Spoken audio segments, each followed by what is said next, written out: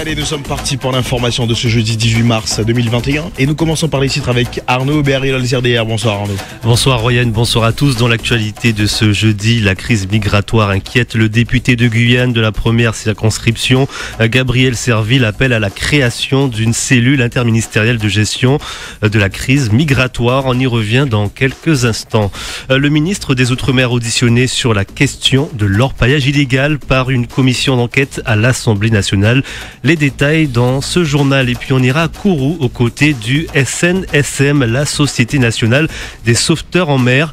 Des bénévoles qui ont pour mission le secours des naufragés ou des bateaux en difficulté au large. Reportage à suivre. On reviendra sur le classement des lycées français.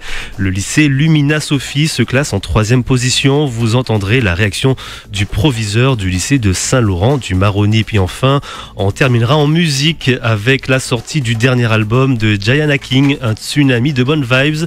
Sa mixtape compte près de 1 million de vues sur Spotify en un mois après une semaine depuis sa sortie. Voici le journal de 18h. Bienvenue à tous et à toutes. Je rappelle que le journal de 18h est en diffusion sur le Facebook Live de Radio Pays. Et vous le disiez en titre, le député Gabriel Serville alerte la gestion de la crise migratoire. Ouais, se contenter de l'inaction n'est pas une option, a déclaré ce matin le député de la première circonscription de Guyane qui a appelé à la création d'une cellule interministérielle de gestion de la crise migratoire. Objectif, que tous les acteurs élus, parlementaires, institutions et services de l'État parlent d'une même voix sur le sujet, car selon lui, le travail d'accompagnement des migrants et celui de régulation des passages aux frontières n'est pas assez efficient.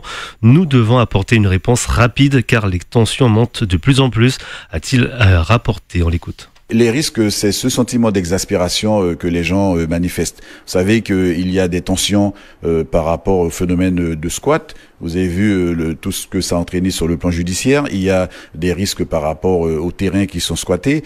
Il y a des risques qui sont d'ordre institutionnel lorsque on n'arrive pas à poursuivre les travaux des opérations d'intérêt national de construction de logements qui doivent bénéficier à tous ceux qui vivent sur le territoire de la Guyane. Donc les risques, ils sont tous azimuts. Et ce que je ressens, c'est l'exaspération qui est de plus en plus forte, qui est de plus en plus manifestée par les personnes. Je considère que la Guyane a vécu dans l'apaisement jusqu'à aujourd'hui et que ce qu'il faudrait, c'est qu'on ne perde pas ce sentiment apaisé et qu'on se donne les moyens de pouvoir retrouver le dialogue entre les uns et les autres. Et ça, je crois que c'est à nous qu'incombe la responsabilité avec les services de l'État de poser le problème, de le regarder en face et puis de dire quelles sont les réponses que l'on peut apporter à une telle situation. Gabriel Serville, le député de la première circonscription de Guyane, il répondait à Clément Buzalka. La vidéo où des enfants répètent le geste néo-nazi entraîné par des militaires fait réagir la ministre des Armées. Je condamne fermement toutes les expressions d'une idéologie haineuse et barbare. Elles n'ont pas leur place dans nos armées, indique Florence Parly, ministre des Armées, dans un communiqué hier. Une réaction qui fait suite à la publication de Mediapart d'une enquête très documentée sur les dérives néo-nazis de certains militaires dans l'armée française.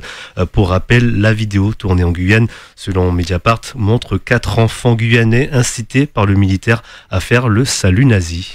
Et le ministre des Outre-mer, Sébastien Lecornu, était attendu hier sur l'orpaillage illégal. Après l'audition du commandant de la gendarmerie d'Outre-mer la semaine dernière, c'était au tour du ministre des Outre-mer, Sébastien Lecornu, d'être interrogé par la commission d'enquête de l'Assemblée nationale sur la lutte contre l'orpaillage illégal en Guyane.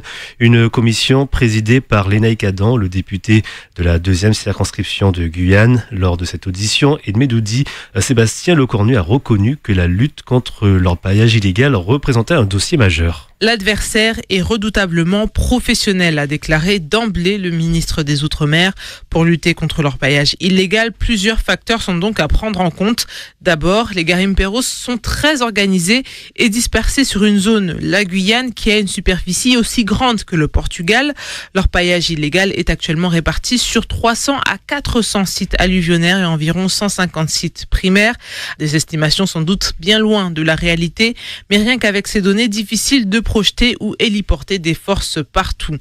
Les garimperos ont de nombreux complices. En externe d'abord avec des bases logistiques arrière au Brésil et au Suriname. Elles permettent l'approvisionnement en matériel, mais des complices aussi En Guyane, des locaux qui peuvent rendre certains services de logistique ou encore des guetteurs sur le fleuve. De plus, ils sont dangereux. On n'est pas sur de la délinquance conventionnelle ou du terrorisme, a précisé le ministre, mais il a rappelé que 9 militaires sont morts en opération avant de leur rendre hommage. Nous aussi avons dû nous adapter, a-t-il précisé, en passant d'une logistique de force sécurité intérieure classique à une manœuvre beaucoup plus large associée aux forces armées avec l'opération Harpie. Après ces constats, Sébastien Lecornu a tout de même noté des avancées dans ce dossier. Déjà pour les sanctions qui ont été aggravées avec des peines pouvant aller jusqu'à 7 ans de prison et 1 million d'euros d'amende pour les délits d'orpaillage illégal les plus graves. Et sur le volet diplomatique, en particulier avec le Suriname qui va désormais collaborer plus avec la France. Les forces armées des deux pays travaillent ensemble pour lutter contre ce fléau. Merci Edmé Doudi sur cette audition de Sébastien Lecornu, le ministre des Outre-mer. Radio Pays, la suite du journal, Arnaud Béharry-Lolsirder. Allez, on vous amène à Kourou, seule commune de Guyane dotée d'une station SNSM. Oui, la SNSM, c'est la Société nationale des sauveteurs en mer, des bénévoles chargés d'intervenir au secours des naufragés ou des bateaux en difficulté au large. Clément Buzalka les a rencontrés sur leur unique embarcation à Kourou. On l'écoute. Là, on arrive dans des zones où il n'y a vraiment pas d'eau. À bord de sa vedette, l'Argos, Grégory Sarthe, patron suppléant, doit avoir l'œil partout autour de lui. Avec ses équipiers, il surveille tout l'horizon, surtout dans ce secteur près de Kourou, où il faut faire attention à la vase qui réduit les manœuvres des bateaux, mais également aux passes d'eau très dangereuses, notamment entre les îles du Salut. Entre l'île Royale et l'île du Diable, le courant est en temps normal à 3,7 nœuds. C'est quand même colossal. C'est pour ça finalement que c'est interdit d'aller sur l'île du Diable. En bateau, on a des difficultés pour accoster, bien sûr. Mais par exemple, à la nage ou avec des moyens légers, attendez, c'est super dangereux. C'est super dangereux. Le temps de déclencher la vedette et tout ça, on vous retrouve à Sinamari. Aujourd'hui, l'opération est plus calme. Les sauveteurs en mer doivent surveiller une course de canoë autour de Kourou. 2 heures d'intervention, un seul chavirage, rien de grave. Mais dernièrement, la SNSM a été appelée sur plusieurs naufrages de pirogues, car Kourou est le point de passage de nombreuses embarcations. Une nouveauté dans les interventions, à en croire Pierre Delors, le président de la station SNSM de Kourou depuis 11 ans. Je dirais qu'on en est aux prémices de ce type d'activité et on n'a pas eu l'occasion de faire beaucoup d'interventions de ce type-là. Mais pour la SNSM, ça se limite à porter secours aux personnes. On n'est pas là pour faire du contrôle d'activité en mer. On n'est pas là pour juger, de savoir si les gens ils peuvent aller d'un point A à un point B. Notre but, c'est d'aller porter secours effectivement à des gens qui sont en difficulté. Pour continuer ces missions, la SNSM aurait bien besoin d'un coup de pouce. D'abord des collectivités au travers de subventions très pauvres pour l'instant, mais également de bénévoles. Si plus de volontaires s'engagent, la SNSM pourrait peut-être envisager d'étendre son périmètre d'action à d'autres parties de la Guyane. Il faudra être patient car pour le moment, la station ne compte qu'une seule embarcation. Voilà, un reportage signé Clément Buzalka au large de Kourou. Allez, le 3e meilleur lycée de France est en Guyane. Ouais, c'est une bonne nouvelle pour l'éducation en Guyane. Le lycée polyvalent Lumina Sophie de Saint-Laurent-du-Maroni a décroché la 3e place dans le classement des meilleurs établissements de toute la France, réalisé par le journal Le Parisien. Des bons résultats et une valeur ajoutée comprenaient la capacité du lycée à accompagner les élèves vers la réussite qui ont permis à l'établissement saint-laurentais d'être sacré meilleur lycée de Guyane et donc 3e de France. Une vraie satisfaction pour le chef de l'établissement, le proviseur Vincent Jules. C'est un lycée qui a toujours porté très haut les couleurs je dirais de l'éducation nationale, mais aussi les équipes qui s'installent ou qui se sont installées dans la durée font que c'est un travail de longue haleine. Le chef qui est parti avant moi avait jeté de très bonnes bases. Donc nous sommes dans la continuité de ce qui a été fait.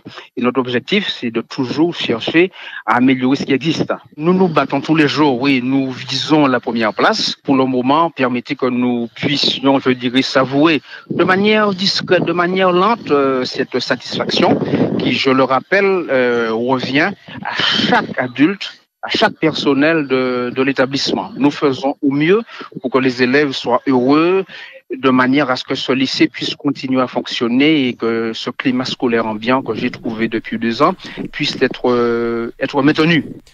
Vincent Jules, le proviseur du lycée Lumina Sophie, 3e lycée de France. Ils ne nous aiment pas, qu'ils ne nous taisent pas, que c'est la même, toujours les liasses, on ne s'en lasse pas. Jaena cartonne avec sa mixtape Tsunami. Oui, en finant en musique, c'est la première mixtape officielle du chanteur guyanais. Elle compte déjà plus d'1 million de vues sur Spotify. À peine une semaine après sa sortie, Tsunami, c'est 13 titres sur lesquels Jaena King a travaillé plus en profondeur. Une première étape avant la sortie d'un éventuel premier album, Tsunami. Il l'a écrit pendant le confinement, il l'a travaillé différemment et il en est fier, on l'écoute. Ça reste du Jaena, donc je dirais que ce sont des sonorités un peu plus urbaines, un peu plus de mélancolie. J'avais déjà fait un piano-voix dans Satokawe, on a pu me découvrir avec un nouveau style.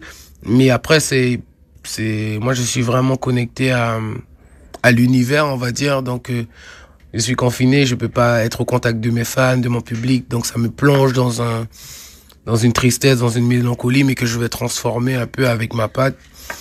Et pareil pour la frustration de ne pas être en club et tout, je peux faire un son festif quand même. Et donc voilà, c'est un peu ça, Tsunami, c'est un condensé d'énergie, d'émotion, de ressenti, et puis voilà. Voilà, Jaena King, donc qui sort son dernier album, il répondait à Edmé Doudi. Et puis on termine avec du football, avec Mike Maignan, sélectionné chez les Bleus pour les qualifications du Mondial 2022. Le gardien de but de Lille, originaire de Guyane, fait partie des 23 sélectionnés par Didier Deschamps. Le gardien de but devra faire ses preuves durant ces matchs éliminatoires à partir de mercredi prochain. Merci beaucoup Arnaud Béarilol Cerver. Le prochain point d'information, ça sera demain dans les matinales dès 5h avec Florian Royer et Edmé Doudi à 13h. Quant à vous, vous êtes là à 18h. Merci, une très belle soirée à l'écoute de Radio Pays.